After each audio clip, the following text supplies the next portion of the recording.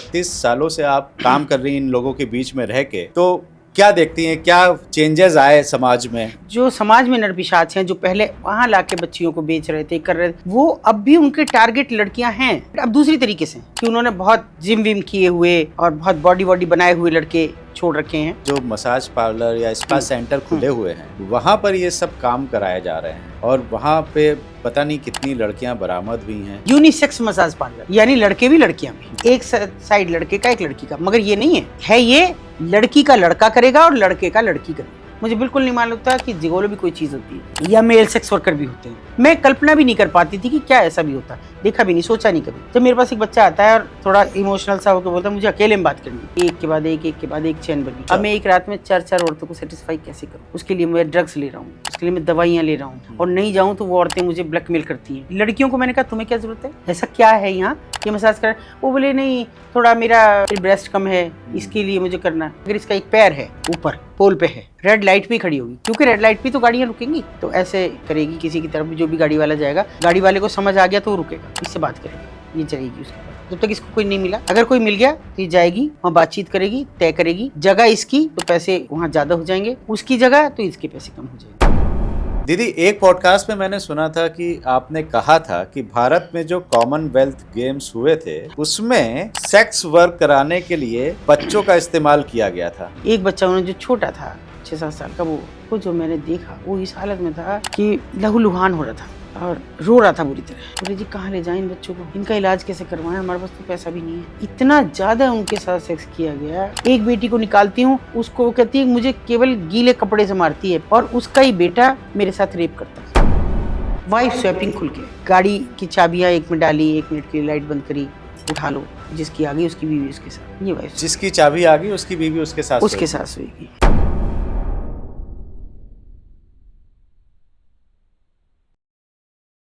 Prostitution, red light area, वेश्यावृत्ति, call girl, जहाँ ये सारे नाम लेने में भी हमें झिझक महसूस होती है, वहीं इन सब के साथ काम करना, करीब 600 लड़कियों को, बच्चियों को, महिलाओं को नरक भरी जिंदगी से निकालकर वापस मुख्य धारा में लाने का संकल्प ले चुकी संकल्प एनजीओ चलाने वाली अतुल शर्मा जी आज हमारे साथ में है। दीदी, एक बार फिर से आपका बहुत बहुत स्वागत है तिवारी जी टॉक शो में।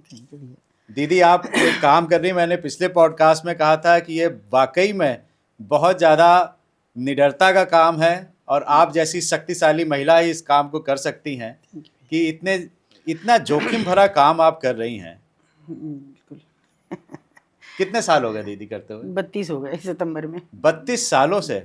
तो मैं अगर आपसे पूछूं कि 32 सालों से आप काम कर रही इन लोगों के बीच में रह के, तो क्या देखती हैं, क्या चेंजेस आए समाज में? देखिए, एक टाइम था कि इनको ही खराब औरतें कहा जा रहा था जी।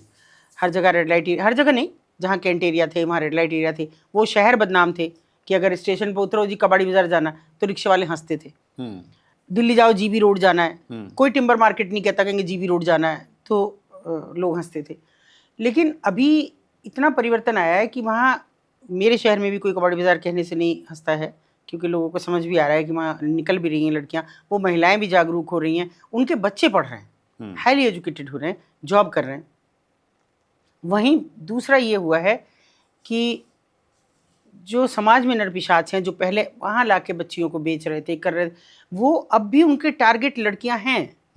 अब भी उनके टारगेट अब दूसरी तरीके से कि उन्होंने बहुत जिम विम किए हुए और बहुत बॉडी वॉडी बनाए हुए लड़के छोड़ रखे हैं, जो अच्छे घरों की लड़कियां फंसाएं, अच्छे कॉलेजेस में पढ़ने वाली लड़कियों को फंसाएं, और वो खुद भी अपने आप को स्टूडेंट दिखाएं कि भाई मैं वहाँ पढ़ता हूँ, यहाँ पढ़ता हूँ, या लॉ कर रहा हूँ, या कुछ और IAS की तैयारी, IPS की तैयारी ये कर रहा हूँ।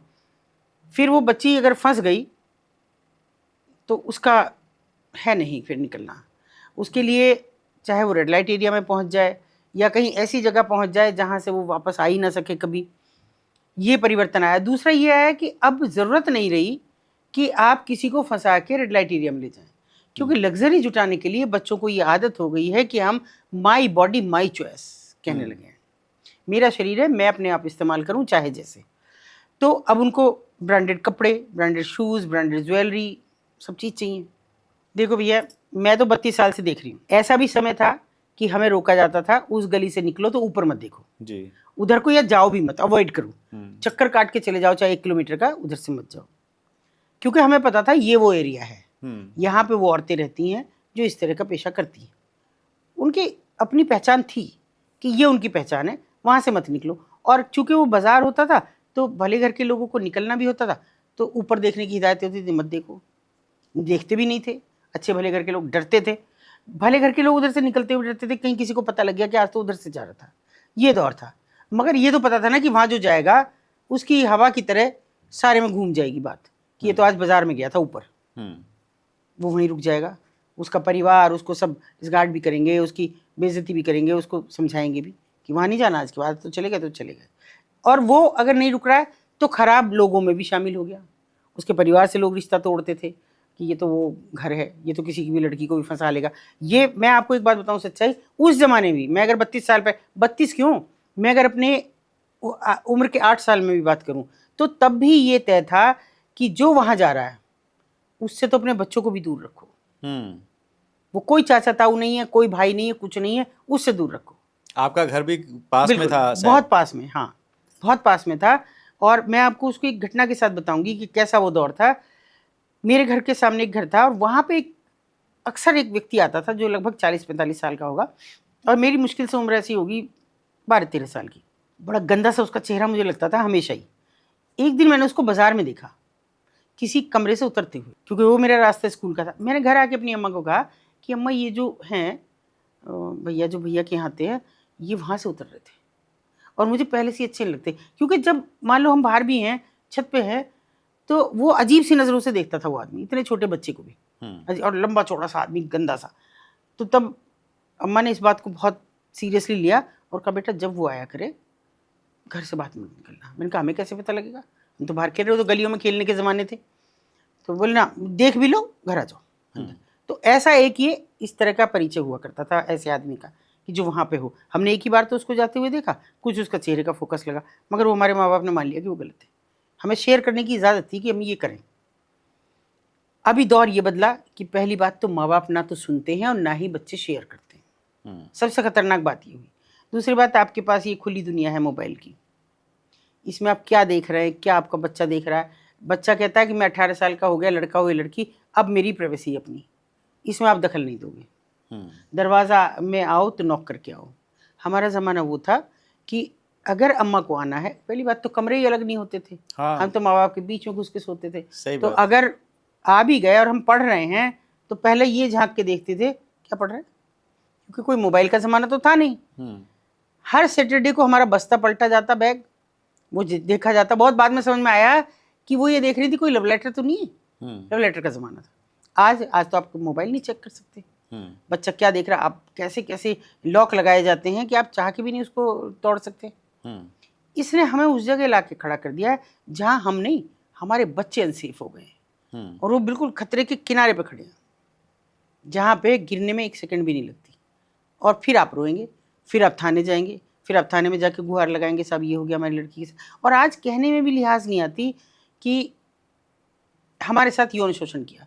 इस आदमी ने धोखा देके, नशीली चीज़ें देके इतने बरस किया। क्या इतने साल आपको नशा ही दिया जाता रहा? क्या पढ़ रही थी आप कॉलेज में? फिर आप हाईली एजुकेटेड है, बीटेक, एमबीए, एमसीए करके लड़कियां ये आके शोर मचाती हैं कि हमारे साथ ही। अभी जैसे मैं रिसेंट में बताऊंगी, अभी एक लड़की मेरे पास आती है, पहले मुझे फ़ोन किया कि जी मैं आपको, पहले मैं एक बात ये सोचती हूँ कि पहले मेरे शहर के लोग करते थे, अभी आपके पॉडकास्ट को थैंक यू है कि ऐसे पीड़ित लोग मुझे ऐसे भी करते हैं। वो मुझे कहती है कि जी मेरी एज है 28 साल, मुझसे क्या चाहती हो? बोले जी मेरा एक लड़के ने 7 साल तक यौन शोषण किया, मैं 21 साल की थी तब, और मैंने बीटेक में एडमिशन लिया था गाजियाबाद में। अच्छा। हाँ, कॉलेज का नाम मैं नहीं लूँगी कि मुझे उस कॉलेज में, वहीं वो लड़का पढ़ता था और फिर वहीं से हम लिव इन रिलेशनशिप में रह ले। पेरेंट्स को, मैंने कहा पेरेंट्स को पता नहीं? पेरेंट्स को पता नहीं है, आज तक भी नहीं पता है। मेरा 3 बार अबॉर्शन कराया गया। आप क्या मानते हैं कि ये रिश्ता है? उनमें और इन और लड़कियों में क्या फ़र्क हो गया? तो मैंने कहा फिर कि जी अब पता लगाया मुझे कि वो चूँकि आपके शहर का रहने वाला है और अब उसकी शादी है 3 दिन बाद। मैंने कहा फिर? बोले मुझे शादी रुकवानी है। और मैंने कहा उसके बाद? अगर वो कह दे कि चल रुक गई मेरी शादी तो मैं नहीं रखता अब तुझे, अब भी नहीं रखूँगा तब, पर तब मुकदमा लिखाऊंगी। क्या लिखाओगी? कि मेरा शोषण किया है इसने। उनके ठीक है, सबूत हैं? हाँ हैं, फ़ोटोज़ हैं, इसके मैसेज है, चैट है, सब चीज़ें हैं। उनका पहले ही लिखा दो मुकदमा, फिर तो वो शादी कर लेगा। उनका उसके घर जाओ, धरना दे के बैठ जाओ, मैं कुछ नहीं कर सकती। तुमने खुद अपना 7 साल बर्बाद किए हैं, मैं इसमें कुछ नहीं कर सकती। हाँ आओ तो अपने पेरेंट्स को लेके आना, मैं साथ चलूँगी। और बाई चांस वो ऐसे कुछ निकल के आया जो फैमिली थी कि जो मेरे मायके से रिलेटेड थोड़ा रिश्ता था, हाँ। मैंने कहा 100% चलूँगी मैं तुम्हारे साथ, लेकिन तुम्हारे माता पिता आएंगे तो। उस लड़की ने कहा जी मैं आ गई हूँ, रात के 8 बज रहे थे। कौन है साथ में? मेरी बहन है, एक सगी बहन है। नहीं मेरे दूर के रिश्ते की है। मैंने कहा मैं नहीं आती, जाओ तुम चली जाओ। मैं क्या करूँगी? मैंने कहा जाओ उनके घर पे धरना दो। तो बोली ऐसे मुझे कौन देगा? मैं ग्राम प्रधान के यहाँ चली जाओ। ग्राम प्रधान, मैं कह दे रही हूँ, मैंने ग्राम प्रधान को कहा फ़ोन करके, मैंने कहा भैया मैं उनकी बेटी हूँ, ऐसे बता दिया मैंने, और ये बच्ची ये आ रही है, इसकी जो भी मदद आपसे हो सके कर देना। तो उन्होंने कहा जी तो सबको पता है कि ये तो 7-8 साल से साथ रह रहे हैं। अच्छा। हाँ, और सबको पता है आवारा लड़की है, पहले किसी और के साथ रह रही। ये बिल्कुल स्पष्ट उन्होंने। मैंने कहा ऐसे किसी की बेटी को बदनाम मत करो। हाँ। इसी के साथ 7 साल से रह रही है। खुलती रही। फिर मैंने इंस्पेक्टर को फ़ोन किया, जब रात के 10 बज गए वो मेरे से कहने लगी जी हम तो यहाँ बैठे हैं। मैंने उसको फ़ोन किया इंस्पेक्टर को, मैंने कहा भैया क्या चल रहा है? तो उन्होंने कहा जी मैं कब कह रहा हूँ तुम यहाँ बैठ रहे हो, अपने घर जाओ। क्योंकि इसका एक मुकदमा थोड़ी लिख रहा है, इसने तो दिल्ली में भी लिखा रखे हैं, इसने गाजियाबाद में भी लिखा रखे हैं, अलग अलग लड़कों के खिलाफ मैंने इसकी पूरी हिस्ट्री निकाल ली है। उस लड़के ने दे दी मुझे तो। अब बताइए। बोली वो तो मैं 3 साल रही थी उसके साथ लिव इन में, उसके साथ 1 साल रही हूँ, इसके साथ कितने 4 साल रही हूँ। तो मैंने कहा साथ इसी की गिन दिए सारे। हाँ। अब आप बताइए अब किन की बात करेंगे? ये क्या है? ये नहीं है प्रोस्टिट्यूशन? इसको नहीं मानते आप? मैं तो मानती हूँ। जब आपकी शादी नहीं हुई फिर आप सेक्स संबंध किसी के साथ रख रहे हैं तो फिर और या आपने रख लिए शादी के पहले, फिर आप कहीं भी शादी मत करो, दूसरे को धोखा क्यों देते हो? सही बात। अब उस लड़के की गवर्नमेंट जॉब लग गई, लिहाजा वो कहीं और शादी कर रहा है। और उसने साफ कहा मुझसे, जब मेरी बात हुई तो उसने कहा जी ये तो और 4 दिन बाद बना लेगी अभी, इसका तो यही काम है। कितना गिरा लिया हमने अपने आप को। हम एक तरफ बेटी बचाओ बेटी पढ़ाओ की बात कर रहे हैं, एक तरफ औरत की अस्मिता की बात कर रहे हैं कि औरत की इज्जत करो, औरत की इज्जत करो। ये औरत की इज्जत है? औरत खुद ही अपनी इज्जत को जब गंवाने के लिए हथेली पे लेके घूम रही है तो कैसे आप बचाएंगे उसकी इज्जत को? बहुत ख़राब हालात हैं। आप जिम में चले जाओ, जिम में लड़के तैयार हो रहे हैं, बॉडी शॉडी बना, क्या ज़रूरत पड़ रही है भाई? तैयार जाना है तो यूपीएससी की तैयारी करो, सिविल सर्विसेज की तैयारी करो, कुछ और तैयारी करो, वहाँ अपना दिमाग को बनाओ ना। बॉडी बना के क्या करोगे? मुझे नहीं समझ आ रहा। पुलिस में तुम नहीं जा रहे, कोई ऐसी कुछ बॉडी बिल्डिंग का नहीं कर रहे, कुछ मुक्केबाजी का तुम खेल नहीं खेल रहे, क्या कर रहे हो? और यहाँ मैं तिवारी भैया आपको और चेंज बताती हूँ। आप गौर करके सोचना मेरी बात पे कि स्पोर्ट्स में दिन रात हमारी बेटियाँ तरक्की कर रही हैं जी, है ना, मगर कौन है वो बेटियाँ? सब देहात से निकली हुई, वेस्टर्न यूपी और हरियाणा की, है ना, बिल्कुल वेस्टर्न यूपी, बागपत और हरियाणा, और कहीं की हैं नहीं। और वो हाईली एजुकेटेड भी है, ऐसा नहीं है कि वो पढ़ी लिखी लड़की नहीं है जी जी। वो गांव में, अगर प्रियंका गोस्वामी की बात कर रही हूँ, गन्ने से उसने किया है ना, शायद इनके भैया के आसपास की है उसके, गन्ने से उसने जेवलिन थ्रो की प्रैक्टिस की। गन्ना उपलब्ध वो नहीं था उपलब्ध, उसके पास पैसा नहीं था इतना, और भाई ने उसकी मदद की जितनी भी कर सकता था। अब देखिए गोल्ड मेडल लाई है, सिल्वर मेडल भी लाई है, ब्रॉन्ज भी लाई है, सब चीज़ में लाई है। मेरे बिल्कुल पड़ोस में 2 घर छोड़ के लड़की रहती है, प्रीति, पैरा ओलंपिक में खेलती है। आप देखिए क्या नहीं किया उसने, हमारे आसपास की तस्वीर बदल दी। सड़कें अलग तरह की बन रही हैं, नाले अलग तरह के बन रहे हैं, उसके घर से लेकर और कहाँ तक, और अभी शायद वो 1-1.5 करोड़ का उसको वो भी मिला है, और रेलवे में कुछ हो भी गई है वो पैर से। वो नहीं है बेटियाँ, वो भी पढ़ रही ना, और बहुत गरीब घर की लड़की है प्रीति, तो वो किसकी बेटियाँ हैं? मतलब आप इसी समझते हैं कि आधे अधूरे कपड़े पहने, और अगर आपको किसी ने कह दिया तो मुझे तो मेरा पापा भी नहीं कहता, मुझे तो मेरी मम्मी भी नहीं कहती है, आप कौन? एक ज़माना वो था कि अगर दुपट्टा लेके भी हम बाहर खड़े बिना लिए खड़े हो गए, पड़ोस में भी अगर कोई जी ताऊ जी कह रहे हैं, चाचा जी भैया कह रहे हैं बेटा दुपट्टा उड़ाओ, प्यार से कह दिया, तब आना बात कहीं जा रही है ऐसे पूछ लिया, मतलब कहीं जा रही के पीछे क्या थी मंशा? जब जा नहीं रही तो बाहर क्यों खड़ी है? अंदर जाओ। सही बात। ये रेस्ट्रिक्शन नहीं थे, पढ़े तो हम उस जमाने। अगर आप सोचो कि मेरी आज 62 की मैं हूँ तो 62 की मैं हूँ तो 8 साल में पढ़े, 5 साल में पढ़ना भी शुरू किया था। अगर मैं उस जमाने में आज तक लॉ कर सकती हूँ तो क्या पढ़ने की कोई समय था काल? कब नहीं थे लोग पढ़े। अब सुधा मूर्ति देख लीजिए आप, कितनी एज की हैं, क्या वो पढ़ी लिखी नहीं है। और भी बहुत सी ऐसी, वो डॉक्टर जो सब पहली डॉक्टर थी हमारी हिंदुस्तान की, तो वो सब क्या उस जमाने की पढ़ी लिखी नहीं थी? हमारी राष्ट्रपति जी द्रौपदी मुर्मू जी, और उस जगह बहुत की संघर्ष किया और ऐसी आदिवासी समाज की निकली हुई महिला जी। तो वो नहीं है महिलाएं? हजारों उदाहरण पड़े हजारों उदाहरण पड़े हैं ऐसे जी। तो आपको यही रास्ता बस एक सुगम दिखा है, ये आपने वो रास्ता बना लिया कि मेरी देह मैं इसके, वो महिलाएं हैं जिनको उनकी देह को इस्तेमाल करके कोई और खा रहा है। स्टेक होल्डर्स हैं उनके, पिम्स हैं, कोठा मालकिन है, कोठा संचालिकाएं हैं, और भी बहुत सारे उनके स्टेक होल्डर्स हैं। और ये वो महिलाएं और वो बच्चियां सामने आ रही हैं जो अब माई बॉडी और माई चॉइस है, जो अपनी देह को इस्तेमाल करके खुद ही खा रही हैं। क्या है ये? अभी दीदी हाल फिलहाल में मैंने देखा न्यूज़पेपर में, मतलब एक नहीं कई जगह मैंने पढ़ा कि जो मसाज पार्लर या स्पा सेंटर खुले हुए हैं वहाँ पर ये सब काम कराए जा रहे हैं, और वहाँ पे पता नहीं कितनी लड़कियाँ बरामद हुई हैं। बिल्कुल सच है ये। आपको मैं बताऊं, जिम को छोड़ दीजिए, पहले आप मसाज पार्लर पे आइए। मसाज पार्लर में यूनिसेक्स मसाज पार्लर है ना, यानी लड़के भी लड़कियां भी जी, वो है। एक साइड लड़के का, एक लड़की का, मगर ये नहीं है ये लड़की का लड़का करेगा और लड़के का लड़की करेगी मसाज।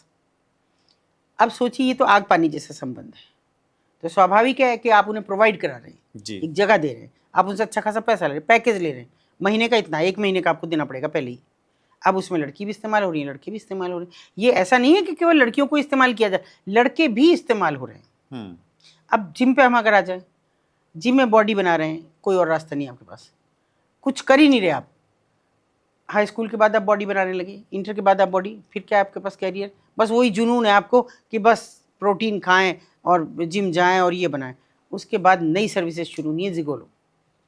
लोग एतराज़ करते हैं कि जिगोलो आप क्यों कहती हैं, मगर मैंने नहीं दिया ये नाम। ये तो आप ही के समाज ने दिया। और मेल प्रोस्टिट्यूट अगर मैं कहूँ तो अन्यथा नहीं होगा ये, कि वो जिम के जरिए तैयार हुए और वहीं से उनको लिंक्स दिए जाते हैं मसाज पार्लर के जरिए वो लड़के जाते हैं। अच्छा। हाँ, जिनको बड़ी उम्र की औरतें, पति बाहर हैं, किसी कारणवश नहीं इस सब चीज़ में, ऐसी कैसी भूख है ये कि जिसमें अब जवान लड़का 40-45 साल की, 50 साल की, 60 साल की औरत, क्या है ये, वो उसको जाएगा, सर्विसेज देगा अपनी, अच्छा खासा वो पैसा देंगी। लेकिन वो यही नहीं रुकता, वो फिर मेरी फ्रेंड भी है, अच्छा, अब उसके यहाँ चले जाना, वो भी देगी, 50,000 भी दे सकती है। अच्छा, हाँ। उनके पास पैसे की कोई कमी नहीं, हाँ, कुछ नहीं, वहाँ भी चले जाना, हाँ चले गए। और फिर जो वो फंसता है, ऐसे रैकेट में फंसता है कि अब वो जाएगा ही जाएगा हर जगह। भूल गया जिम, भूल गया मसाज पार्लर, उसे जाना ही है। नहीं, वो ब्लैकमेल करती हैं क्योंकि वो बड़े लोग हैं, वो बड़े लोग हैं, उनके पास पैसा है, उनके पास पावर है, उनकी रसूख है उनके। अब आप आओ, बेवकूफ़ लड़के ये नहीं समझ पाते, अरे क्यों नहीं निकल रहे हो इससे, किस बात का डर है? एक लड़का मेरे पास आता, मुझे भी नहीं मालूम था उससे पहले, मैं सच कहूँ तो मुझे बिल्कुल नहीं मालूम था कि जिगोलो भी कोई चीज़ होती है, या मेल सेक्स वर्कर भी होते हैं। नहीं, बिल्कुल, मैं कल्पना भी नहीं कर पाती थी कि क्या ऐसा भी होता, देखा भी नहीं, सोचा नहीं कभी। जब मेरे पास एक बच्चा आता है और थोड़ा इमोशनल सा होकर बोलता है मुझे अकेले में बात करनी है, चलो बताओ, बोला मैं जी थक गया हूँ और मेरी शादी नज़दीक है, तो बेटा मैंने कहा डॉक्टर के पास जाओ। मुझे लगा कि ये फिजिकली अपने आप कॉन्फ्लिक्ट महसूस कर रहा है, और कई बार ट्रॉमा हो जाता है शादी से पहले बच्चों को, तो महसूस करने लगते हैं ऐसे। मैंने कहा बेटा वहाँ जाओ, तो उसने कहा नहीं मैं कैसे समझाऊँ? मैंने कहा निसंकोच एक ऐसे समझाओ जैसे एक माँ से बात कर रहे हो, और माँ अपने बच्चे के हर अंग की भागीदार होती है। तुमको नंगा भी देखा होगा माँ ने, तुम्हारी मसाज भी की होगी, तो ये मत सोचो मैं माँ हूँ। तो उसने कहा, वो रोने लगा पहले तो, फिर बोला जी मैं फंस गया हूँ एक कुचक्कर में, मुझे पैसे का चस्का इतना बुरा पड़ गया। मैंने कहा सट्टा खेलते हो? कि नहीं, आप समझने की कोशिश करो, मैं आपके पास क्यों आया हूँ? भाई मैं कैसे समझूंगी, तुम आए हो तो तुम ही बताओगे। तो बोले जी मैं बड़ी उम्र की औरतों के साथ सेक्स करता हूँ। मैंने कहा तुम्हारी हॉबी है, इंटरेस्ट है तुम्हारा? नहीं, मुझे बताया गया कि वो इतना पैसा देंगी, जाओ। मैं लालच में चला गया और अब मैं उससे निकल नहीं पा रहा हूँ। मैंने कहा क्यों निकल क्यों नहीं पा रहे, क्या कारण है? बोले जी एक के बाद एक चैन बनी। अच्छा। अब मैं एक रात में 4 औरतों को सेटिस्फाई कैसे करूँगा? उसके लिए मैं ड्रग्स ले रहा हूँ, उसके लिए मैं दवाइयाँ ले रहा हूँ, और नहीं जाऊँ तो वो औरतें मुझे ब्लैकमेल करती हैं, इनका कैसे करती हैं? वो कहती है तुम्हारी फ़ोटोज़ हमारे पास, तुम हमारे घर में आए हो, हमारे कैमरे में कैप्चर हो, तो हम कहेंगे कि ये आया, इसने रेप किया। मैंने कहा मूर्ख हो तुम। अरे जितना तुम ब्लैकमेल होगे उससे कहीं ज़्यादा वो होंगी। तुम बताओ कि मैं तो हर रोज़ आता हूँ, तुम उनके कैमरे में हर रोज़ कैप्चर हो। अगर तुम एक बार गए हो तो ठीक समझ आती है, मगर वो महिला अगर रोज़ बुला रही है तुम्हें, तो रोज़ ही तो कैप्चर हो उनके कैमरे में। रोज़ बताओ कि ये तो मुझे बुला दी है। उसको थोड़ा सा समझ में आया, तो मैं कैसे निकलूँगा। मैंने कहा थोड़ा सा हमको समय दे दो, बस निकाल तो तुम्हें देंगे, लेकिन शर्त ये होगी कि इसके बाद ये सब नहीं। और ऐसा कोई भी, मैं शर्त ये रखूँगी, ऐसा कोई भी बच्चा, तुम्हारा दोस्त, तुम्हारा कोई भी रिश्तेदार इसको चक्कर में फंसे तो उसकी काउंसलिंग करो, मेरे पास ले आओ, खुद कर लो। कैसे निकालेंगी? हमने कहा तुम उन्हें ब्लैकमेल कर रहे हो, उन्हें कर लेंगे, सीधी सी बात है। हाँ। एक का नाम दे दो, देने को तैयार नहीं लड़का। अच्छा। बहुत बड़े लोग हैं। मैं कहा बेटा बड़े लोग मेरा नुकसान करेंगे, तुम्हारा थोड़ी करेंगे। जो मैं जाऊंगी उनके पास, मैं बात करूँ। खैर मैंने उन महिला से बात की तो उन्होंने कहा नहीं ब्लैकमेलिंग जैसी तो कोई बात नहीं, अपनी मर्जी से आता था। मैंने कहा देखो बहन जी, मर्जी से हो गया, अब नहीं, अब उस बच्ची की शादी है, तंग मत करो उसे, आप और ढूंढ लो, बहुत भरे पड़े होंगे, पर उसे छोड़ दो। तो उसने इतनी मतलब गंदी हंसी हंसी, मैं बता नहीं सकती। उसने कहा अरे जो उसमें है वो और किसी में कहाँ मिलेगा। अरे गजब। मैं एकदम मैं उठी, मैंने कहा तुम्हारी मर्जी, मगर उस लड़के की तरफ को आंख भी करके कि तुम में से किसी भी औरत ने देखी तो मुझसे बुरा नहीं। ओहो, बस बताइए, आपके सामने ऐसी बात करने की हिम्मत भी आप देखिए इतनी है उनको, जबकि वो जानती थी ये कौन है। ओ। इतना उसके बाद भी आप बताइए फिर। मैं क्या कहूँ कि मसाज पार्लर में जो लड़कियां आ रही हैं, वो मसाज कराने क्यों आ रही हैं? यंग लड़कियां वो क्यों आएंगी? आप बताओ। दो ही तरह की आ रही हैं, या तो बड़ी उम्र की औरतें या लड़कियां। क्या बड़ी उम्र की औरतें चलो समझ में आता है एक बार, इसलिए आ रही हैं कि भाई चलो अपना बॉडी में कुछ दिक्कतें हैं तो इसलिए आ रही हैं। भैया एक काम कर लो, घर में पोछा लगा लो, वहाँ तुम घंटों तुमसे पोछा लगवा रही हैं मशीन पे है ना। हाँ। उसके बाद अभी तो नहीं, कुछ आटा पीसो, चक्की ले आओ घर में छोटी सी जी, उसको चला लो 1 घंटा, थोड़ी मसाज हो जाएगी। या घर में झाड़ू लगा लो, हाँ। कभी बर्तन मांज लो, कुछ तो कर लो। यही तो सब है मसाज पार्लर में, तुमसे यही तो करा रहे हैं जी। अगर तुम्हें ये बात समझ में नहीं आ रही, लड़कियों को मैंने कहा तुम्हें क्या जरूरत है, ऐसा क्या है यहाँ कि मसाज कर। वो बोले नहीं थोड़ा मेरा क्या कहूँ आपसे, फिर ब्रेस्ट कम है इसके लिए मुझे करना। अभी क्या जवाब दूँ उनको? मैंने कहा बेटा शर्म आ रही है मुझे, और मुझे मैं तुम्हें ये देख रही हूँ कि काश तुम मेरी बेटी होती तो मैं तुम्हें इतना मारती है और मारते हुए घर तक लेके जाती। तुमको शर्म नहीं आती जरा भी? कि नहीं इसमें शर्म की क्या बात है आंटी, अपनी बॉडी को बनाने में कौन सी बुरी बात है। हाँ मैंने कहा कोई बुरी बात नहीं है, कोई बुरी बात नहीं है तो करो। कैसे समझाएं, कैसे, जब उनके पेरेंट्स ही तो भेज रहे होंगे। अगर वो अच्छी खासी रकम दे रही है, बोले हमने पूरा महीने का बुक किया है, ये 1 महीना करूँगी केवल 50,000 में। बताइए समझ में आता है। लोग कहते हैं कि हमारा वजन बढ़ रहा है, मोटे हो गए, अभी जिम इसलिए जाना पड़ रहा है। और भैया घर के 2-4 काम कर लो, नहीं कर रहे हैं। ये धीरे धीरे गांव में पैर पसार रहा है। गांव देहात के लड़के कहाँ जा रहे हैं जी? जिम जा रहे हैं, क्योंकि मिक्स संस्कृति हो गई। शहर गांव तक पहुंच गया। अभी तक गांव शहर में आ रहा था, लेकिन अब शहर गांव में पहुंच रहा है। ज़मीनें जा रही हैं, नवधन कुबेर हो गए हैं, पैसा कहाँ खर्च करें? थार खरीदेंगे, ये करेंगे, वो करेंगे, और फिर जिम जाएंगे। जिम के बाद हुटिंग है, अय्याशी है, सब काम करेंगे। तो उसके लिए उनको जिम जाना है, क्यों नहीं जाएंगे? घर में कह दो कि खेती कर, मैं 2 फावड़े मारे आओ, नहीं करेंगे। घर में खेती कोई और कर रहा है, वो ठेके पे चल रही है, और आप जिम में कर रहे हैं मशीनों से जो भी आपको करना है। ये ऐसी दुनिया एक विकसित हो गई है कि जिसमें आप जितना अंदर जाओगे आपके सामने ऐसा खुल जाएगा कि ये भी है, इतनी गंदगी है। मैं एक लड़की की बात करूं, एक 2 तरफा बात बता रही हूँ मैं। एक तरफ अभी भी हम उस दुनिया में जी रहे हैं जहाँ आज भी लड़की का लव मैरिज करना श्राप है। उससे परिवार संबंध तोड़ लेता है, उसके साथ रिश्ता नहीं रखता। अब तुम मर गए हमारे से, उसकी अपनी निजी कमाई पे 2 रुपए पे भी उसका कोई हक नहीं होता आज भी गांव देहात में। अगर वो स्कूल में पढ़ा रही है, वहाँ 2,000 भी मिल रहे हैं, वो भी लाके ऐसे कैसी माँ को थमा दो। ये स्थिति चल रही। एक तरफ वो है कि आपको पता है हमारी सैलरी 1 लाख रुपए, घर में कितने? घर में क्यों? फिर माँ बाप ये क्यों नहीं पूछते कि तुम क्या कर रहे हो उस पैसे का, क्यों कमा रहे हो, किसके लिए? अब तुम्हारी शादी के लिए हम 1 लाख रुपए 50 लाख रुपए खर्च करेंगे, वो कहाँ से लाएंगे?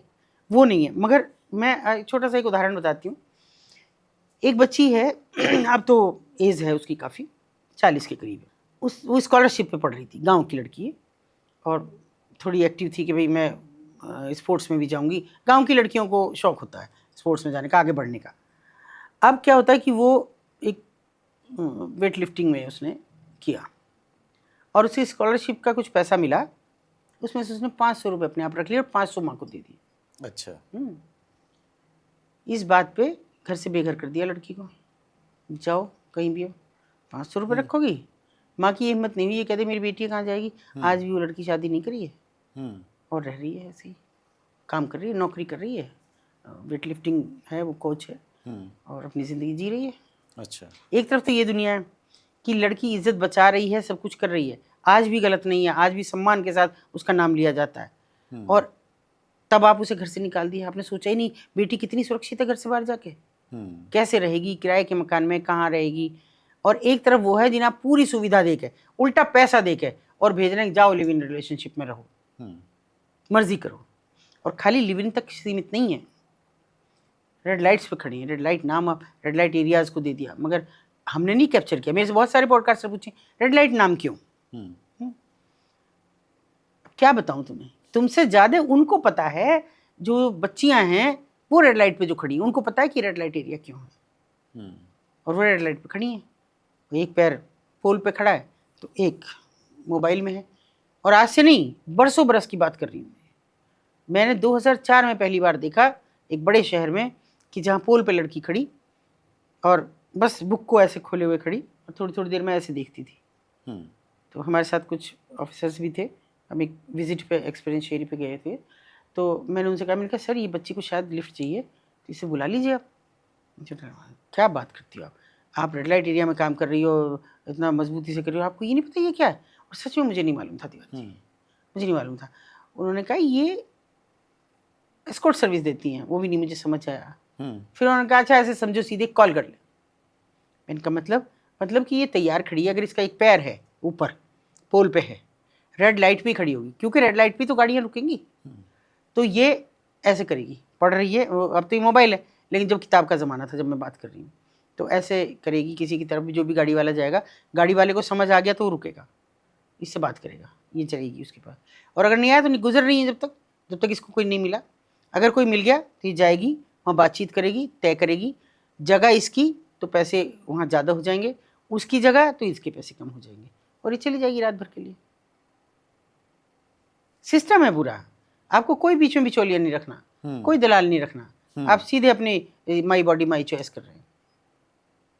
कोई मतलब नहीं पड़ता कि वो उम्रदराज आदमी है, कोई युवा लड़का है या कौन है, और अपनी खुशी से कर रही खुशी हैं। से। अब इनका क्या रेस्क्यू किया जाए, क्या रेस्क्यू करें बताइए, क्या रिहेबिलिटेशन करें इनके। इतने रेस्क्यू किए, अपनी जान जोखिम में डाल के, और ये खुद जा रही हैं, तो इनका क्या करेंगे आप? इनका कौन करेगा रेस्क्यू बताइए आप, और कौन इनका रिहेबिलिटेशन करेगा।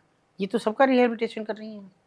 कॉलेज में भी दीदी बहुत से केस सुनने में कॉलेज, ये देखिए अभी एक वो पकड़ा गया, अगर आपने देखा हो, एक हॉस्टल, गर्ल्स हॉस्टल, जगह का नाम नहीं लूंगी, गर्ल्स हॉस्टल पर वो आइडेंटिफाइड है ये बात सारी, उसकी पाइपलाइन चौक हो गई। और जब वो बुलाया गया प्लम्बर, तो उसमें से लाखों की तादाद में कंडोम्स फंसे हुए थे उसमें। अब सोचिए आप जी, तो क्या दे रहे हैं हम, क्या परोस रहे हैं, क्या चीज़ है, कौन सी ऐसी भूख हो गई, क्या पहले नहीं था ये सब। जिस्मानी भूख तो पहले भी रही होंगी, और इसको भूख का नाम क्यों दिया। एक क्रिया था कि भाई बच्चे होने हैं, उसके बाद हम वानप्रस्थ में चले गए, ठीक है बच्चे बड़े हो रहे, अब काहे के पास सोना है। लेकिन आज मुझे समझ नहीं आता कि कौन सी दुनिया में हम जी रहे हैं, और बुरा आज भी उन्हें कह रहे हैं। जो आइडेंटिफाइड जगह पे बैठी हैं वो तो कहती हैं कि हमारी तो दुकान है, ना आए आपके बाप भाई बेटे तो आते हैं हमारे पास, वो ना आए तो हम तो कुछ भी करेंगे फिर। तो वो तो कह के बैठी है ना, आप बिना कहे संस्कृति को बचाने का दावा कर रहे हैं, आप बढ़िया घरों की बेटियां बन रहे हैं, बढ़िया घरों के बेटे बन रहे हैं, और आप ये काम कर रहे हैं। ऐसा क्या चीज़ है कि जिसके लिए आपको सड़क पर उतरना पड़ गया। ये तो शादी के बाद, पहले शादी होती थी तो एक का होके रहता था, आप क्या पाने के लिए जा रहे हैं वहाँ सड़क पे उतरे हैं, क्या पाना है आपको। उन्हें तो कोई ले जाके बेच गया वहाँ, वो तो दुनिया भर के जख्मों की सताई हुई है, इतने जख्म हैं उनके जिस्म पे तो वो आप देख भी नहीं सकते, कभी कल्पना भी नहीं कर सकते। मगर ये तो खुद मांग रही हैं कि आओ हमारे पास। क्या है ये फिर, ये तो हिंदुस्तानी संस्कृति नहीं थी। और अगर कगार पे जा खड़े हुए हैं तो फिर बचाने वाली नहीं है अगली पीढ़ी, कौन बचाएगा? आज तो हम जैसे लोग चिल्ला रहे हैं, आप जैसे लोग कह रहे हैं कि बताओ क्या हो रहा है, मगर कल कौन आएगा? जो अगली पीढ़ी है वो क्या, कौन बचाने वाला है उनमें? आप सबको धन्यवाद दे रही हूँ इस बात के लिए कि आप लोगों ने ये एक मतलब मुझ जैसे को आमंत्रित किया, क्योंकि अगर ये आवाज़ कहीं नहीं हो सकता है किसी के तो कान में पड़े, कोई तो अपने बच्चों की तरफ देखे।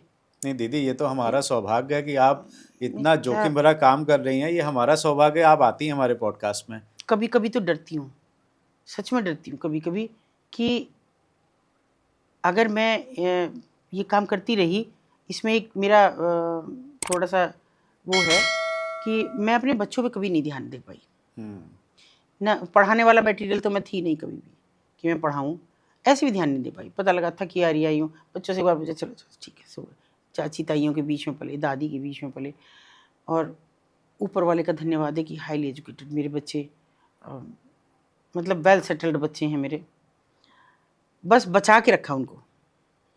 ये ज़रूर कहा कि बेटा नीचे मत हो जाने देना अपने दादा की, दादी की, किसी की भी इज्जत, मेरी छोड़। कभी हमको ये कहना ही नहीं आया हमारी इज्जत बरकरार रखना। कभी मेरे हस्बैंड ने कहा, मैंने नहीं कहा हमारी इज्जत बना के रखना, उनके अपने बाबा दादी की इज्जत देख लेना कि उनकी क्या इज्जत है, अपने नाना नानी की इज्जत देख लेना बस उसके। और थैंक गॉड कि मैं अपने बेटे पे, बेटियों पे गर्व करती हूँ सच में। बिल्कुल, सबसे बड़ी बात यही है दीदी। एक पॉडकास्ट में मैंने सुना था कि आपने कहा था कि भारत में जो कॉमनवेल्थ गेम्स हुए थे, हाँ उसमें जी, सेक्स वर्क कराने के लिए बच्चों का इस्तेमाल किया गया था। बिल्कुल बिल्कुल। ये सेक्स टूरिज्म है, नई विधा है। इसमें कोई बड़ी लड़की नहीं रखी जाती, कोई बड़ा लड़का नहीं रखा जाता, बच्चे हैं अच्छा, जो इस्तेमाल हो रहे हैं। क्योंकि दो फायदे उसके कि आपने किसी लड़की को बुलाया, रेड होने का खतरा है, लड़का जाएगा ही नहीं आपके साथ। वो छोटे से बच्चे लगेज उठाने के नाम पे हैं, जिनको आप वीडियो कॉलिंग भी करके दिखा रहे हैं कि देखो ये हमारा 5 स्टार होटल है, इसमें हमारे साथ ही ये इसका बेड है छोटा, ये हमारा बेड है, हमारे साथ ही रहेगा, अच्छे से क्या, गरीब माँ बाप है उसके लिए। मतलब जहाँ से देखिए सेक्स टूरिज्म है ये जो आप कह रहे हैं ना कि कॉमनवेल्थ गेम्स में सेक्स के लिए, ये इसको नाम दिया गया है सेक्स टूरिज्म। अच्छा, और इसमें कौन है, ना तो कोई बड़ी लड़की है जिसको हायर किया जा रहा है, क्योंकि उससे तो खतरा है रेड होने का, होटल में ले जाने का, और परमानेंट क्यों रखेंगे। लड़के जाते नहीं, कोई ऐसा नहीं, वो कुछ भी कर सकते हैं, उन्हें ये भी खतरा है कि मार ना जाए, हमको लूट के ना ले जाएं। छोटे छोटे बच्चे, 8 से 12-13 साल तक के बच्चे, 12-13 भी नहीं, उससे भी कम, उनको हायर किया गया और उनको उन विदेशियों के साथ, उन ऐसे दूर दराज से आए हुए लोगों के साथ भेजा गया जिन्हें आप कहेंगे डिग्नेटरी, है ना, और क्या, लगेज उठाने के नाम पे। लगेज उठाने के कि भी कोई कुछ नहीं कहा, ठीक है, और उनको बाकायदा वीडियो कॉलिंग करके ये दिखाया गया कि ये बच्चा है इस कमरे में सो रहा है, देखो ये इसका बेड, ये हमारे जैसा खाएगा, हमारे जैसा रहेगा। अच्छा। माँ बाप खुश, और उनको एडवांस कुछ पैसा दिया गया। जो कूड़ा बीनने वाले बच्चे थे, भीख मांगने वाले बच्चे, ये वो बच्चे थे। 17 बच्चे इस तरह के गए।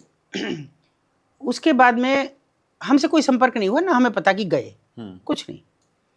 वो बच्चे लौट आए उसके बाद, उनको तो 30-35 ऐसे मिल गए थे 1000 रुपये, उनके लिए तो बहुत बड़ी रकम थी, वो झोपड़ी बन गई उनकी। जब वो वापस आए, वो था उनके लिए सब विस्फोटक जो था। किसी तरह से कहीं से पता करके, वो अलग अलग भाषाओं के, वहाँ कोई बंगाली है, आसामी है, इस तरह के जो रह रहे हैं, वो कोई माँ आई, कूड़ा बाहर रखा पन्नी में, वो कट्टे में, और अंदर आई, मुझे बात करनी है। मैंने कहा बताओ, पैसे चाहिए? नहीं पैसे नहीं चाहिए। संकोच करती रही, तो जी मेरा बच्चे का बहुत बुरा हाल कराया, दिल्ली ले गए। अच्छा। मैंने कहा किसने किया? मारा? घर में काम करने के लिए ले गए? नहीं, ऐसे ही ले गए। संकोच करती रही, फिर मैं ढंग से बताओ, बताना है तो। बोले जी मेरे बच्चे से मिल लो। मैंने बिना सोचे मैं चल देती हूँ बच्चे के नाम पे, चलो। मैं चली गई। हाँ। एक जगह बीचों बीच झोपड़ी के उन्होंने बच्चे इकट्ठे कर रखे थे मेरे लिए। हाँ। और बच्चे मुझे देख के ऐसे घबरा गए, अपनी अपनी माओं के पीछे झोपड़ी के अंदर भागने लगे, रोने लगे। मैंने कहा बात क्या हुई है, कुछ तो पता लगे, मारा है किसी ने? बोले नहीं जी। एक बच्चा उन्होंने जो छोटा था 6-7 साल का, वो उठाया, उसको जो मैंने देखा, वो इस हालत में था कि लहूलुहान हो रहा था वो बच्चा, और रो रहा था बुरी तरह। बोले जी कहाँ ले जाएं इन बच्चों को, इनका इलाज कैसे करवाएं, हमारे पास तो पैसा भी नहीं है। इतना ज़्यादा उनके साथ सेक्स किया गया, मतलब ज़िंदगी भर शायद इस चीज़ से बच जाएंगे, या वो ऐसे बन जाएंगे कि हर किसी के साथ ये सब करें, बलात्कार करें, कुछ भी सटिस्फाई हो, कुछ भी हो जाए, टिट फॉर टैट। तो ये एक ऐसा इतना क्रूर और विभत्स, जो मैंने वहाँ तो देखा ही जो देखा रेड लाइट एरियाज़ में, लेकिन उससे ज़्यादा क्रूर नहीं। मैं छोटे छोटे बच्चे पे इस कदर जाति बर्दाश्त नहीं कर पा सकती। वो मेरे लिए ऐसा हो गया था, क्या करूं क्या नहीं। खैर किसी तरह से इलाज, एडमिट भी कराए बच्चे, वहाँ भी लोकली में भी उनका थोड़ा बहुत कराया, क्योंकि बहुत मैं नहीं चाहती थी कि ये बात बहुत सामने जाए और मीडिया इसको सब हाईलाइट करे। और क्योंकि एक तो ये, और ऊपर से फिर उनके पास रोज़ इंटरव्यू और ये सब हो, तो मैं कभी किसी को नहीं इस बात का जिक्र किया। हालांकि पता है लोगों को कि भाई यहाँ ऐसा हुआ, पर मैंने उनकी आइडेंटिटी कभी डिस्क्लोज नहीं की। तो ये एक ऐसी विधा है कि जिस पर हम ध्यान नहीं दे रहे। और किसने दिया ये नाम सेक्स टूरिज्म? ये बरसों से चला आ रहा है, माय गॉड, बरसों से चला आ रहा है। क्या क्या हो रहा है? क्या मैं हो तो रहा है अभी भी विश्वास नहीं कर पा रहा हूँ ऐसा हुआ। आप विश्वास इस पे करें ना करें, इससे भी बुरा और हो रहा है। जो काम के नाम पे दिल्ली में, शाहदरा में छोटे छोटे घरों, मतलब ऐसी बैठक है किसी की छोटी सी दुकान, वो जॉब प्लेसमेंट एजेंसी हो गई है। ले आए आसाम से, नेपाल से, कहीं से भी लड़की ले आए, लाए हमारे किसी काम के नाम पे, काम दिलवाएंगे बहुत अच्छा, उनको दे आए 10-20 हज़ार रुपये एडवांस। जो काम पे भेज दी, कभी पूछा नहीं कि वो कहाँ गई, क्या हुआ उसका। और मैंने इसी हालत में वो लड़कियां निकाली हैं।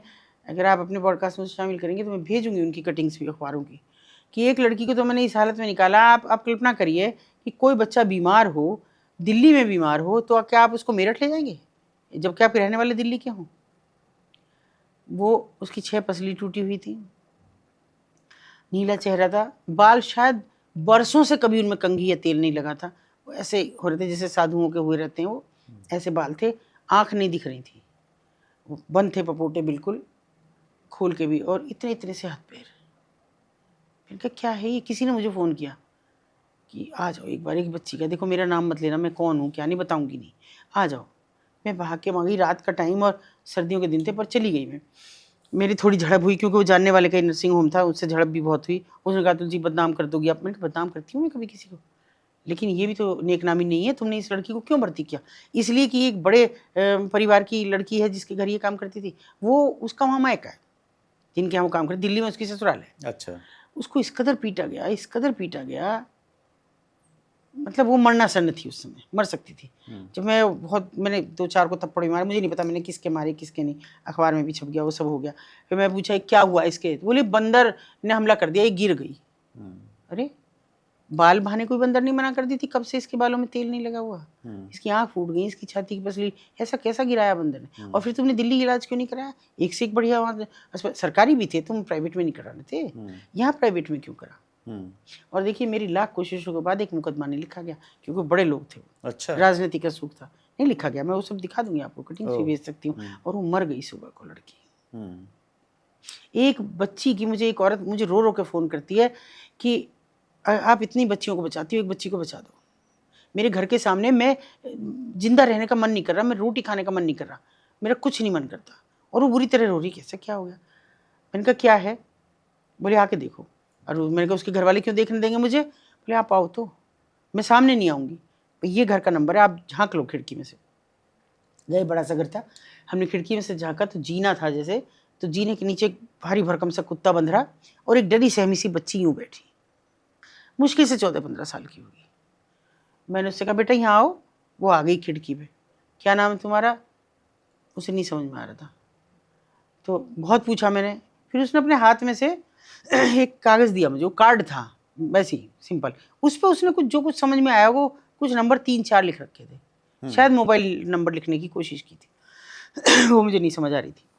मैंने इस बीच में, बाज नहीं आती हूँ मैं पहले, मैंने कहा अच्छा रुको मैं आ रही हूँ। वो उड़िया थी लड़की, और वो हिंदी नहीं समझ रही थी। मैंने पहले पुलिस को सूचना दी। मैंने कहा पहले तो मैं उस महिला के पार्लर पे गई, और मैंने कहा जी वो मेरी बेटी की शादी है, मुझे आपको बुक करना। बोली मेरी बुकिंग आप बर्दाश्त करेंगी? मैंने कहा कोशिश कर लेंगे, बताओ कि 1 लाख रुपये, मुझे पहचानती नहीं थी, 1 लाख रुपये पूरा वेडिंग। मैंने कहा ठीक है डन। बोले आ जाओ आप पैसे। मैंने कहा पैसे तो इस समय नहीं लाई मैं, मैं आपके घर आ जाऊँगी। कहाँ पे? घर बता दो। यूँ पार्लर तुम बंद कर रही हो? मैं घर पे आ जाऊँगी, बैठ के बात करेंगे, कहाँ आ जाओ। मैं घर आ गई उसके, अंदर मैंने देख लिया, मैंने देखा कि रसोई में भी कैमरे, ड्राइंग रूम में भी कैमरे, सिवा उनके बेडरूम में नहीं था, पूरे घर में कैमरे। मैं तसल्ली से चाय वाय पी के और मैंने कहा ठीक है, आप मुझे दे दो, एक लिस्ट बना के दे दो इसमें क्या क्या है, तो मैं बेटी को लेके आऊँगी, वो जो चूज़ करेगी वो कर लेगी। कह रही ठीक है। मैं जाके सीधे थाने गई, मैंने कहा अभी चलो अभी। इस बीच वो औरत चली गई, शायद उसको कुछ लीकेज हुई या क्या हुआ, वो चली गई ताला लगा के। उसके बाद पुलिस आई, मीडिया आई, हमने वो सब पेच वेच निकाले और खिड़की खोल के उस बच्ची को निकाला। इतना वो अखबारों में छपा बहुत ज़्यादा, और वो महिला उस अखबार में छप रही है, क्योंकि वो मेरे सामने आकर, मैंने पूछा भी नहीं, रो रही है बुरी तरह, उसका भी अखबार में फ़ोटो आ गया था। वो हो गया। अब देखिए उसमें खेल क्या होता है, क्योंकि वो जो थे जिनकी हमने रेड की, 14 साल की बच्ची नहीं थी, वो तत्कालीन बड़े उच्च अधिकारी थे शहर के। अच्छा। उनकी वाइफ भी अपने आप को समाज सेवी बनती थी। घायल किया और अगले दिन अखबार में छपवाया कि अतुल शर्मा ने 5 लाख मांगे। ओह, बहुत अच्छी बात है। और दरवाजे तोड़े, खिड़की तोड़ के लड़की निकाल ली। हमने तुरंत एक वो दिया उसमें थाने में, फिर कहा जरा बताओ कौन कौन गया था, तुम सब ने ताले तोड़े हुए। क्या बात कर रहे हो? मैं कहा तो भेजो ही ना नोटिस कि ताले हमने पेज खोल के निकाला लड़की को, और आज भी खुले पड़े हैं, खिड़की बाहर रखी है। वो खैर हुआ वो सब, साहब ये तो उनकी बीवी है। तो मैंने कहा होने तो बीवी है तो क्या हुआ, फिर मैं करूँगी तुम्हारे पे, ये तुम नहीं करोगे तो। खैर अगले दिन बहुत बवाल उसमें सब हुए। बच्ची को किसी तरह से उड़ीसा भेजा, पता लगा कि प्लेसमेंट एजेंसी के जरिए आई थी और दिल्ली में रखने को था। एज का कोई फैक्टर नहीं, आप देख रहे 14 साल की बच्ची, किस किस जगह आप कैसे उम्मीद करते हैं कि ऐसी बच्चों का यौन शोषण नहीं हो रहा। उसने जब मतलब जो उसका परिवार का था, उसको हिंदी भी समझ रहा था, उसने बताया कि ये कह रही है रसोई में कैमरे इसलिए मैं खाना ना खा लूँ। जो कुत्ते की रोटी बनती थी उसमें से आधी मुझे दी जाती थी, बाकी कुत्ते को डाली जाती, कुत्ते को दूध, मैं सूखी रोटी। और वो ऐसे सूखे से लकड़ी बिल्कुल हो रही थी बच्ची। बताइए। तो एक नहीं है जो बेटी बचाओ बेटी पढ़ाओ, मुझे ऐतराज है इस नारे से। कहाँ बेटियां बच रही, ये किसकी बेटियां हैं जिनकी मैं बात कर रही हूँ? वो कोठे बैठी किसकी बेटियां हैं? ये इस तरह के घरेलू कामकाज के नाम पे किसकी बेटियां हैं? कौन है ये? एक बेटी को निकालती हूँ, उसको कहती है मुझे केवल गीले कपड़े से मारती है, पहले गीला कपड़ा करती है, फिर उसको ऐसे ऐंठ के संटी जैसा बनाती है, तब मुझे मारती है। और उसका ही बेटा मेरे साथ रेप करता है। 15 साल की भी बच्ची नहीं थी। कौन बड़े आदमियों के खिलाफ मुकदमा लिखता? शहर के नामचीन थे वो, कोई नहीं लिखता, कितनी भी हम कोशिश कर लें। इतना मैं पंगे में नहीं पड़ती कि मैं कोर्ट जाऊं और उनके खिलाफ मुकदमा करूं। एक नहीं 10 है, मैं कितने गिना दूं। इतनी लड़कियों को मैंने ऐसियों को निकाला है कि जो मर मर के जी रही थी इन घरों में, उनसे भी बदहाल में थी, जो रोटी भी नहीं मिल रही है जिन्हें, वो कम से कम रोटी खा के तो जिंदा है, इन्हें रोटी भी नहीं मिल रही है। मुझे एतराज ही केवल इस बात पे है कि बेटी बचाओ बेटी पढ़ाओ कहाँ है? ये बेटियां पढ़ रही हैं क्या? आपके लिए आसाम की, आपके उड़ीसा की, इनकी बेटियां बेटी नहीं है आपके लिए? या हाईली फाइनेंशियल परिवारों के लिए, हाईली एजुकेटेड इन्हीं के परिवार, उनकी बेटियां तो पढ़ी रही हैं, इनको क्यों नहीं पढ़ा रहे? आपको चौराहे पे आपका पूरा दिल्ली में से पूरा अमला निकलता है सेंट्रल गवर्नमेंट का, उनको बेटियां नहीं दिखती भीख मांगती हुई? मैं तो उनकी वीडियोस भी डालती हूँ, वो नहीं दिख रही? उलझे हुए बाल हैं, आपसे ऐसे कर करके मांग रहे हैं। वो सुरक्षित है रात को? दिन भर वो भीख मांग रही है पेट भरने के लिए, और रात को उसी फुटपाथ पे सो रही है, वो सुरक्षित है? जब वो दिल्ली में आपको नहीं दिख रही, तो आसपास के शहरों में आप कहाँ देख रहे हैं? कौन सी बेटी बचा रहे हैं? वाकई के लिए कोई बेटी नहीं बच रही। मैं तो माननीय योगी जी अपने मुख्यमंत्री से भी बार बार ये कहती हूँ कि किसकी बेटी बचा रहे हैं वो तो बता दो एक बार। आपको बेटी का दर्द कैसे पता है? मैं तो आदरणीय प्रधानमंत्री को भी कह रही हूँ और आदरणीय उनको भी, मुख्यमंत्री को भी कह रही हूँ, आपको बेटियों का कहाँ पता? बेटियाँ क्या क्या चीज़ें कर रही हैं, क्या क्या हो रहा है? कुछ स्वेच्छा से, कुछ मर मर के। कौन सी बेटी को पढ़ के बच गई? जो लड़कियां स्वेच्छा से और इस पेशे में आ रही हैं वो पढ़ के बच गई, जो अनपढ़ हैं वो मजबूर होकर आ रही हैं। तो कौन सी बेटियों को, मुझे ये भी तो बताओ कि आप अनपढ़ बेटियों को बचाने की बात कर रहे हैं या पढ़ी लिखी बेटियों को बचाने की बात कर रहे हैं? किसी एक बेटी की तो फिक्स करो। फिर वो बेटी किसकी है जो चौराहे पे भी खड़ी है और आपको दिख भी नहीं रही? कौन सी बेटियों की बात कर रहे हैं, नहीं समझ में आ रहा मुझे। अब मैं इससे अलावा भी आपको क्या बताऊँ? देखिए, अगर खाली एक, पहले मैं आऊँगी बड़े लोगों पे, क्योंकि ये एक ऐसा वो चल रहा है, ये मिडिल क्लास नहीं है कुछ भी कहीं भी। उसके लिए तो इज्जत के मायने हैं, उसके लिए सारे जितने भी मतलब रिस्ट्रिक्शंस लगाए गए वो मिडिल क्लास पे हैं। तुम्हारी बेटियां अपनी मर्जी से शादी नहीं कर सकती, तुम्हारी बेटियां यहाँ नहीं जा सकती, तुम्हारी बेटियां बिना दुपट्टे के नहीं निकल सकती, जीन्स नहीं पहन सकती, ये नहीं कर सकती। उच्च वर्ग के लिए नहीं है और निम्न वर्ग को तो कोई कहता ही नहीं कुछ। अब यहाँ ये मैं उच्च वर्ग की बात करती हूँ, वाइफ स्वैपिंग खुल के, और मेरे जैसे अगर छोटे शहर में हो रही है तो मैं बड़े शहर की क्या गारंटी ना लूँ। मेरठ में? मेरठ जैसी जगह में। अच्छा। बिल्कुल। मुझे मेरठ में ही एक महिला ने शिकायत की कि मैं कैसे बचूं, बस ये बताओ। मैं नहीं कहती कि आप मेरी मदद करो, बस मुझे ये बता दो कि मैं कैसे बचूं। हट जाओ इससे। बोली वो मेरा पति, उसको तो अब चस्का हो गया ना। तो मैंने कहा शायद आपको भी हो गया। बोली मुझे होता तो आप तक नहीं आती, मुझे पता ही नहीं था जब मुझे लगे। और इसमें कौन है? शहर के बड़े लोग, शहर के उच्च पदासीन लोग। तो मतलब गाड़ी की चाबियां एक में डाली, 1 मिनट के लिए लाइट बंद करी, उठा लो, जिसकी आ गई उसकी बीवी उसके साथ। अच्छा। हाँ, ये वैसे जिसकी चाबी आ गई उसकी बीवी उसके साथ सोएगी। और ये औरतों को हक नहीं है, ये भी आप समझ लो। ये औरतों को हक नहीं है कि वो चाबी सेलेक्ट करें। वो ऐसे वस्तु की तरह खड़ी हैं, आएंगे मर्द, वो सिलेक्ट कर लेंगे तुम्हें कौन है, फिर आप चले जाएंगे उनके साथ। और अगर निचले तबके में आ जाऊं, सच बात तो यह है कि ऐसा इतना ज़्यादा हो रहा है कि अपनी ही बीवियों को वो इस काम पे लगा रहे हैं। पैसा आएगा कैसे? मजदूरी तो है नहीं। जहाँ मजदूरी करेगी वहाँ भी तो मालिक शोषण नहीं करेगा इसका। जाने दो, आपको क्या एतराज़ है? मैं अगर कह रही हूँ, मैं ऐसी जगहों पे गई भी हूँ कि मैं कह रही हूँ कि भाई ये तो ठीक नहीं ना, तुम अपनी आमदनी बढ़ाओ और ज़्यादा मेहनत करो। बोले मेरा ये काम मेहनत करने का? मैंने कहा तेरा काम बच्चे पैदा करने का, 4 बच्चे पैदा कर दिए, ये नहीं पालने बस की थी तो एक रखता। ठीक है जी, आप अपना काम से काम रखो। मतलब औरत जा रही है कहीं भी, किसी के भी साथ जा रही है, उसको कोई परवाह नहीं है, पैसे तो ला रही है ना। इतना तो मैं दिहाड़ी में भी नहीं कमाता जितने वो कमा के ले आती है। और मैंने कहा अगर ये आगे तुम्हें ना दे पैसा तो ऐसे कैसे देगी, इसके हाथ पैर ना तोड़ दूंगा। और वो पिट भी उसी पति से रही है। देखिए, वो मार भी खा रही है, बदतमीजी भी सह रही है, और पराये मर्दों के पास जा भी रही है।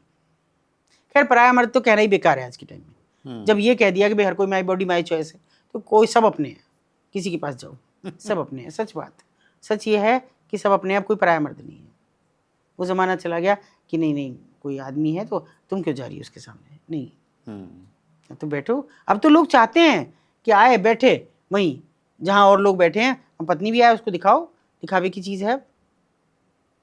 देखो मेरी बात बहुत लोगों को बुरी लग सकती है, मगर मैं अपने ज़माने के, ऐसा नहीं है कि मॉडर्न नहीं था तब भी ज़माना, हमने भी हर तरह की ड्रेस पहनी है, ऐसा नहीं है। और हमने अगर उस ज़माने में लव मैरिज की है, सोच के देखो, आज से 44 साल पहले लव मैरिज की है, आसान नहीं था, तो बोल्ड तो था ना दुनिया। और अगर उस ज़माने से हम पढ़ रहे हैं, पढ़ के हम लॉ करते हैं, जॉब भी करते हैं, तो क्या बोल्ड नहीं था ज़माना? बिल्कुल। मगर रेस्ट्रिक्शंस थे, हिदायतें थी, ये नहीं करना ये करना। सहेली के भी जाओगे तो पूछ के बता के कौन सी सहेली है। और ये अच्छा था। आज के लोगों को बुरी लग सकती है, मगर मुझे नहीं लगती। मैं तो आज भी पूछती हूँ। आपको यकीन नहीं आएगा कि मेरी बेटियां शादीशुदा हैं, अगर वो आ जाएं, मैं तब भी, अगर 2 मिनट ना दिखें, मेरा थोड़ा बड़ा घर है, किसी इस टॉयलेट में नहीं गई दूसरे में चली गई, तो मैं कहाँ गई नहीं, अब हम शादीशुदा है, अब भी हमारे पीछे पड़ी रहती है। भाई मैंने कहा आदत में शामिल हो गया, कैसे छूटे अब ये। जब भी तुम आती हो तो तुम लड़की तो लगती हो, तो फिर वही सब, और बड़ी बड़ी और इनके बड़े बड़े बच्चे हैं, लेकिन मैं चिल्लाती हूँ तब भी। तो वो एक स्वाभाविक बात थी, आज नहीं, आज अपनी कह सकते हैं। तो आप खुद ही भेज रहे, और ये भी खुद ही भेज रहे, बड़े लोग भी खुद। बस मिडिल क्लास के पास ठप्पा है कि वो बचा के रखे। अभी तक थोड़ी बहुत संस्कृति मिडिल क्लास ने बचा रखी है, नहीं मानेंगे तो वो भी उसी रास्ते पर लग जाएंगे। सही बात। इसके अलावा भी मैं आपको एक बात इसमें और कहूँगी जी, खाली यही नहीं है कि वो ऐसे पत्नियों को इस्तेमाल कर रहे हैं। मेरे पास ऐसी कई फैमिलीज हैं जिनकी बेटियां ये काम कर रही हैं। ओहो। और उन्हें पता है, और वो कबूतर की तरह आंख बंद करके बैठे। उन्हें पता है कि ये पैसा कहाँ से ला रही हैं, कहाँ जा रही हैं। रोज सुबह जाती हैं, शाम को आती हैं, कहाँ से ला रही हैं पैसा। क्यों नहीं पूछते आप? कहाँ पे जॉब कर रहे हो यही देख लो, कभी नहीं पूछ रहे आप। और वो आ रही हैं शाम को, आप खुश हैं, सुबह निकलती हैं बढ़िया बन ठन के, अच्छे से कपड़े पहन के, और कोई अपना वाहन लेके निकल जाती हैं। शाम को 10 to 5 की तरह जॉब करके आ जाती हैं। मगर माँ बाप से अगर पूछूं, मैं ज़बरदस्ती टांग घुसाती हूँ सबके बीच में। मैं भाई कहाँ जा ये काम पे, हमें बता दो कभी, इसका तुम भी देख आया करो किस जगह पे करती है। अजी नहीं, ये तो बच्चों की प्राइवेसी है, वो अपने वहाँ बुलाएगी हमें, हम ठहरे गांव के देहात के आदमी, अभी वहाँ जाएंगे तो सब इसकी हंसी उड़ाएंगे। काम कर रही है, ठीक है। 35,000 रुपये मिल रहे हैं इसको महीने के, 40,000 रुपये मिल रहे हैं इसको महीने। अब बताइए कहाँ जी रहे हैं हम। और मैं ये सच्चाई बता रही हूँ क्योंकि बहुत ज़रूरी है आई ओपनर होना, बहुत ज़रूरी है कि आप आंखें खोलें। आप कैसे बंद करके बैठ सकते हैं बिल्ली के सामने कबूतर की तरह कि बिल्ली अब मुझे खाएगी नहीं, मैंने आंख बंद कर ली। खा रही है आपको, आपकी बेटियों को खा रही है, आपके बेटों को खा रही है। और खाली बेटी बचाओ बेटी पढ़ाओ का माननीय योगी जी से मैं अनुरोध कर रही हूँ, ये भी कहो बेटों को संस्कार दो, बेटियों का सम्मान करो। क्यों कह रहे हो बेटी बचाओ बेटी पढ़ाओ, बच जाएगी अपने आप सम्मान करना शुरू करो। बेटी तो बची बचाई है। क्या वो 3 साल की बेटी समझ रही है कि वो कैसे बचे? उसके साथ रेप हो रहा है, कहाँ बच गई बेटी? एक 3 महीने की बच्ची के साथ अभी रेप हुआ है, कहाँ बच गई? मेरे घर से 4 घर छोड़ के अभी परसों एक बच्ची को फेंक गए, अभी आवा नाल भी नहीं कटी, लहूलुहान बच्ची है और फेंक गए, रात भर ठंड से मर गई। नवजात बच्ची, वो अपने आप को बचाना जानती थी? तो बच्चा संस्कार दो ना। 9 महीने पेट में रख रहे हो फिर फेंक रहे हो बेटी होने के लिए, या ये कि सामाजिक लोग क्या कहेंगे बच्चा किसका? 9 महीने नहीं पूछा लोगों ने कि बच्चा किसका है?